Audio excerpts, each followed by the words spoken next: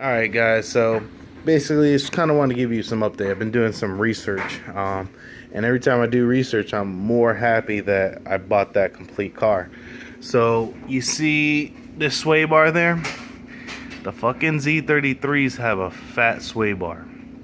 And so what do you call it? I was like, well shit, Nissan likes to keep everything all together.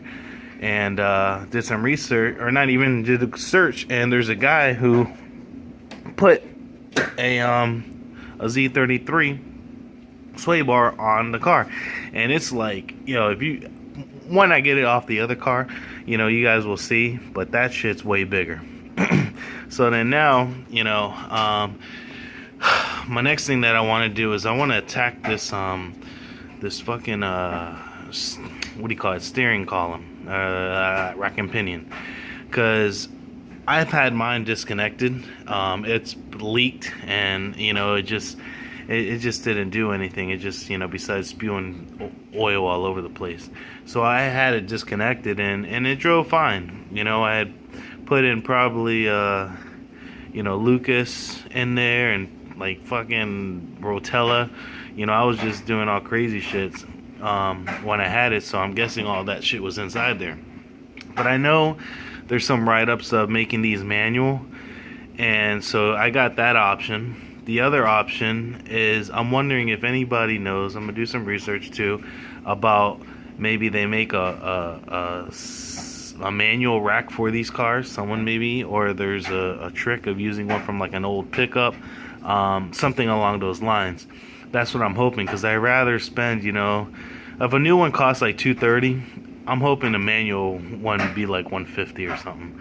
I'd rather do that. But I know there's a write-up on the web about taking these out, and then where that slide goes back, you put 4 slits, and then you just pack it with grease, and then in those back high pressure fittings, they just put what do you call it, nipples, so you can grease it up. So that's what's kind of what's going on, because once I do that, then I can clean up some of this crazy ass wires, not wires, but lines. I also ordered the energy suspension kit, and what do you call it, some rear mount subframes. So that's really my first part of business to tackle this back. I took out the condenser and everything. You probably saw that from before, so I got like way more room. But yeah, I'm trying to get all this, because then even the other thing that I was reading up to today, like the VQs, those are open deck. So when you go open deck, you're basically looking at getting some block guards, and SuperTech makes some for that. So that's a resolve. The other thing too I was thinking was, with the old KA, I was pushing about 530 to the wheel, 520 to the wheels, I don't know. It was somewhere around there, based on virtual dyno. And then I was like, let's say 600 to the crank. So if that was 600 to the crank, that's about 150 per cylinder. So if I could do 150 per cylinder on the VQ, that'll get me 900 to the crank. But what I'm thinking too is, since I'm trying to go high comp boost on that shit's gonna be even better. I just need to double check the head studs and see if they got 10 mil, 11, or 12. Hopefully they got 12. Then I'll be straight. If they got anything smaller than that, then I'm gonna be possibly looking at what we did with the KAs. Drill and tap the block. Well, actually, with the damn aluminum blocks, you kind of don't want to do that, so it'd be like a time insert. But there's so many different tricks of the trade. There's so many things, and people have been doing, I was watching with the VQ by just opening up the bore, and then doing the stroke and getting those to a 3.8. I think I remember Tony Parker had one. I think he took it to a 4.1. But then I'm wondering if they took the VQ40 motor and then just open up the bore and maybe D-stroke. I don't know. You know what I mean? So there's different combinations. That's one thing also too. Back in the days with the L28s, I learned this from my brother-in-law. They had the straight 6, and they would take the diesel crank because that had a longer stroke, and you know, you would put that in there, and I think those were also full counterweighted too.